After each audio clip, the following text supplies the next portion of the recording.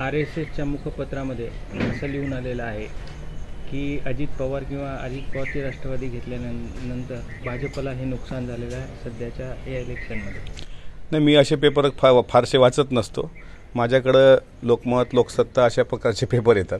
मी ते पेपर वाचलंही नाही आणि तो पेपर सहसा महाराष्ट्रात कुठं वाचल्या जात नाही. आणि ते कोणाचं एकट्याचं मत असेल तर ते मला नाही वाटत भारतीय जनता पार्टीचं अधिकृत मत असावं. आणि शरद पवार म्हणतात की आता 3-4 महिन्यात पुन्हा महाराष्ट्र काबीज करायचा आहे, उद्धव ठाकरे पुन्हा मुख्यमंत्री होतील. ते त्यांनी ठरवून घ्यावं की उद्धव ठाकरे मुख्यमंत्री होतील की जयंत पाटील साहेबांना मुख्यमंत्री करायचं आहे की नाना पटोले मुख्यमंत्री होतील. त्यांनी एकदा ठरवावं, कारण जागेमध्ये त्यांची मारामार आहेच. 150 जागा काँग्रेस लढवतो म्हणते, 85 जागा तुतारी गट लढवायची इच्छा आहे आणि उर्वरित जागा मग उद्धव बाळासाहेब ठाकरे.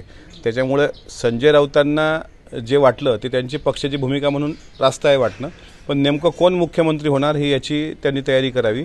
त्याकरता शुभेच्छा. नाही तर ते हे आताताईपणा करून उलटच आपण तोंडावर पडणार नाही याची दक्षता पण राऊतांनी घ्यावी.